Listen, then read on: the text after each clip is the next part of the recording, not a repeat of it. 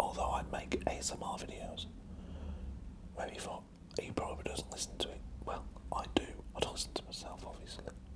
But this morning, I got up, I was quite knackered. I thought, right, I fancy an extra. So, zip this up a bit. And there we go. I thought, I feel like an extra half hour's kip. So I sat at my seat over here, and I put some ASMR on, and I have a couple that I like to watch a lot. And I put this video on, and that was it. I was gone. I set my alarm for half hour later before I fell asleep. I didn't wake up for an hour and a half. I was just away with the fairies. So yeah, and then another thing happened. Rather awkward. I'm sitting here, mind my own business. Actually, I'm not going to tell you on here because no, there's no need. But it's really weird. Anyway, so today is book review number 2 for 2022. Last month, you'll remember, I did a book review on. I need to lift this camera up a little bit. Bear with me. Let me just move the camera along and put something underneath it. Yeah, so last month I reviewed Paul Merson's book, Hooked. I thought it was brilliant. Hopefully some of you maybe picked it up since then and I've had a read yourselves. It's a brilliant book. So, I just had to move the light over. This time round, this is another book I received for Christmas. And I'm about 10 pages from the end, so I thought it's a good time to review it. This is Jeremy Clarkson's Diddly Squat, A Year on the Farm. Now, there's Jeremy Clarkson. There's his huge tractor. This is a very fun book. Alright, so on Amazon Prime, Jeremy Clarkson, because he couldn't go off and do his Grand Tour program, he had to stay home during COVID and lockdown and stuff. He decided to do a documentary about his farm, and he had like a year to do it because he couldn't travel, like I said. So he's on Jeremy Clarkson's Farm, I think that's what it's called, on Amazon Prime, or Clarkson's Farm, and it's hilarious. Me and my wife watched every episode, loved it to bits. Great program, very entertaining and informative. Then he released this book. Now I thought it was a proper book about the farm, etc. I didn't consider the fact that Jeremy Clarkson writes columns in, I think it's in The Guardian or somewhere like that, in one of the newspapers in the UK. And I've had a few of his books, and he'll take his columns out of the newspaper and put them in a book, and then release the book. Well, that's what he's done here. Because he couldn't write about cars for a year, because he couldn't go off and review them and test them and stuff. He wrote in the newspaper about his experiences on the farm. And then at the end of the year, he added them all to a book, which he released. So in this book is different columns about what he wrote in the newspaper of life on the farm. So that was a slight disappointment, because I thought it was literally like a book about his farm and stuff, but it was still entertaining. If you've ever enjoyed a Jeremy Clarkson book, you'll enjoy this. And if you enjoyed the TV show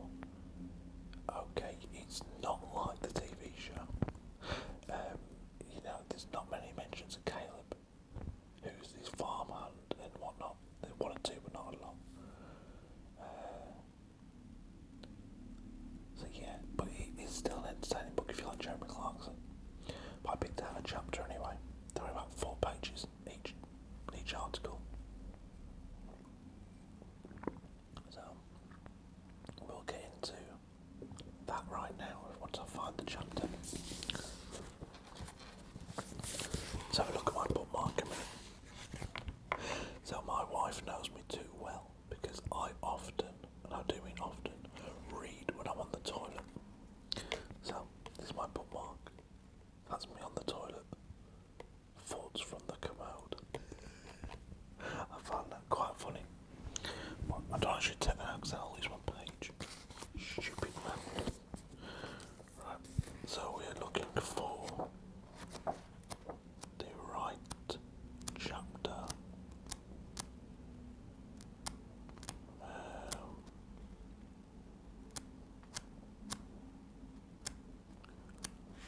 Bear with me.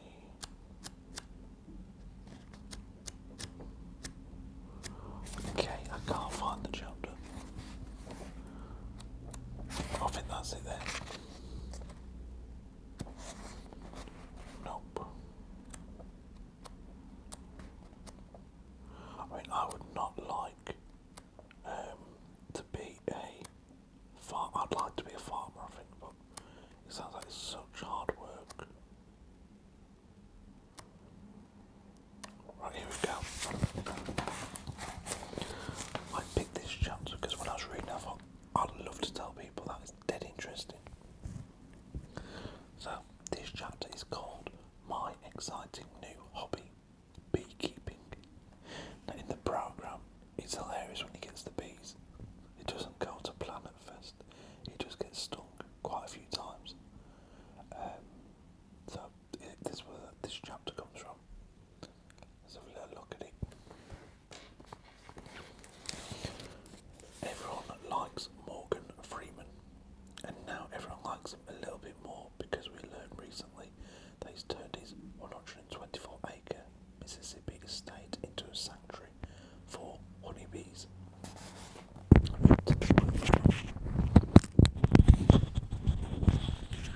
We have in our head that honeybees are important, and we are right.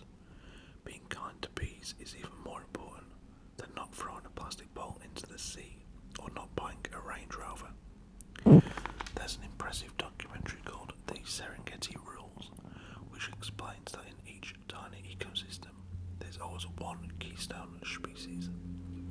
You remove the barnacles from a rock pool in the Pacific Northwest and nothing happens. It's the same story if you remove any of the other things in there, except the starfish. If you get rid of them, pretty soon all you have left are mussels, because they are no longer prey. The documentary makers take us on an odyssey around the world, showing how this system works everywhere, until they end up on the Serengeti, where it turns out that every single thing owes its existence to the vast herds of... Bear with me, to the page.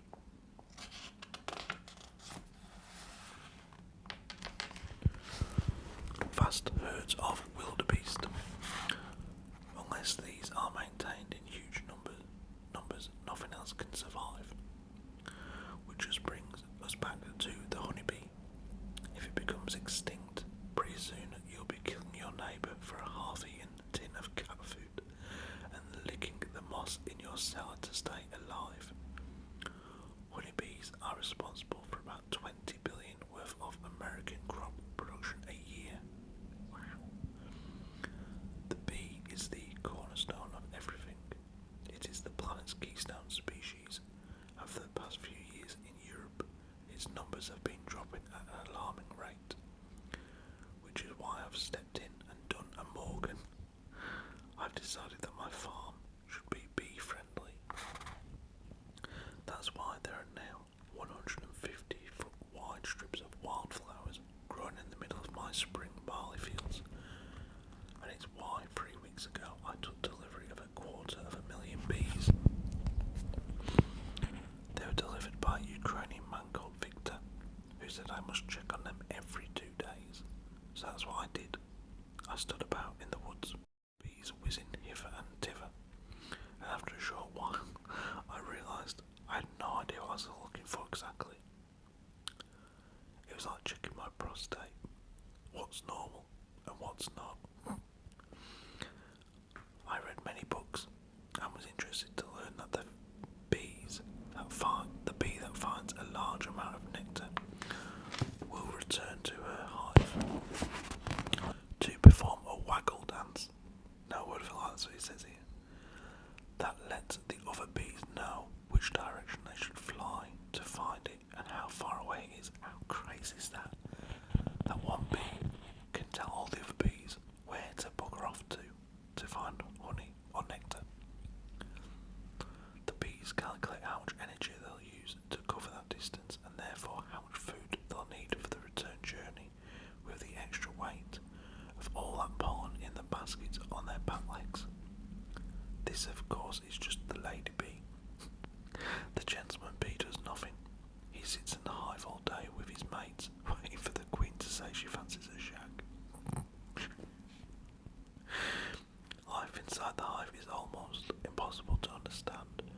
one thing's for sure, these guys have a society that makes the Austrians look sloppy and disorganised.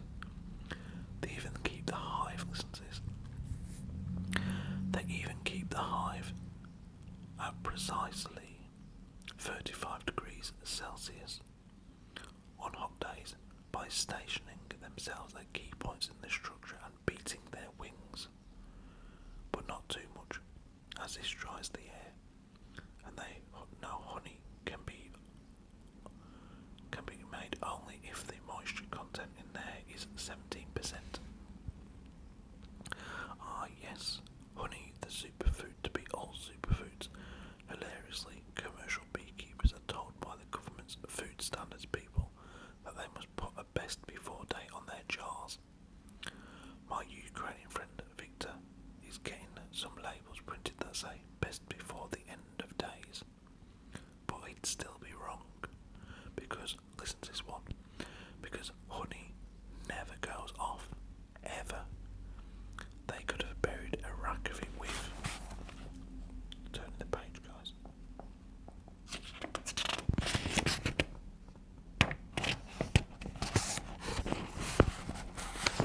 with Tutankhamun, and it would still be delicious today as it was then. I read about honeys sold only for a week and worked out they were definitely the inspiration for the Borg in Star Trek. So then I had to watch that, and afterwards I realised I still didn't know what I was supposed to be checking for on my visits to the hives. So Victor came back to explain. Like Morgan Freeman, he doesn't wear any protective clothing. Morgan says if you're on the bees' wavelength, they won't sting you. Victor says he's stung all the time and doesn't mind. I, meanwhile, was dressed up like Neil Armstrong. It's horrible getting stung. If body hurts. We opened the first hive, and I'm going to be honest, I was staggered, weak-kneed with amazement and joy. I read in its entire 6-week life a bee will only make a 1/12 of a teaspoon of honey, and to make 1 pound you'd have to travel 90,000 miles, which is why after just 3 weeks I wasn't expecting much. But just the top drawer of one hive was so heavy I could barely lift it, with Victor pumping smoke into the swarm to keep it calm. I don't understand that either. I pulled out a single frame from the drawer, or super, as it's called, and there was easily 2 pounds of honey in there. This meant 20 pounds in that drawer alone, and there were 4 drawers and 5 hives. Flippy neck. So 400 pounds of honey he got in like a month, and they'd done all that in 21 days, sorry, as well as making all the honeycomb and producing enough wax to polish the floor of a Scottish castle. I then learned I had to examine the honeycomb for unusual developments. It turns out that this is impossible, mainly because one unusual development looks exactly the same as all the others. We were hunting for evidence that another queen was about to be born, which would cause half the colony to swarm, which is a polite way of saying bugger off. I couldn't even find the existing queen. Victor said she looked completely different from all the others, but when he located her, it turned out she wasn't completely different at all. A Volkswagen and a pencil are completely different. She was just a bit bigger, and whoa, as I examined her, one of her workers had noticed there was a 2mm gap between the bottom of my spacesuit and the top of my shoe. It's quite literally my Achilles heel, and she dived in there for a kamikaze attack. A honeybee does not last long after she has stung something, because to get free she has to pull her own arse off. So a honeybee will sting you, but then to get away it has to pull its own arse off. Oh my god. So why had she stung me? I have no idea. What I do know is that the scent of her poison sent the entire 250,000 strong army into a frenzy. As I hopped towards the car for cover, whimpering gently. My documentary cameraman was stung twice twice in the face, and the director got one in the nostril. When I was a kid, I got stung there at an outdoor swimming baths. Oh, hell, it hurt. And now, 3 days later, I still can't really think straight because my foot hurts so much. It's a price worth paying now, partly because I'm now an eco-warrior, but also because since I started eating all the honey my bees made, I haven't had any hay fever at all. I've also learned how to stack a dishwasher properly and how to say no to a second glass of wine. I may wash my car later and tidy my bedroom. Resistance is futile. So, it's not for everyone. I enjoy Jeremy Clarkson's humour. I've got to be honest, I really do enjoy his sense of humour. And it's interesting to find out about different parts of the farm and how different things work, from his tractors to chainsaws to shearing sheep, etc., etc.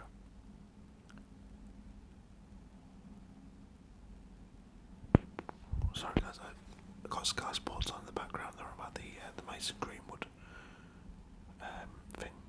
A statement from Man United saying he won't play or train for us until further notice. I think he's gone. Anyway, moving on from that. Yeah, the book, the Jeremy Clarkson book, I would definitely recommend it if you're a Clarkson fan or a fan of the programme. If you watch him sometimes and he's a bit annoying, then don't buy the book.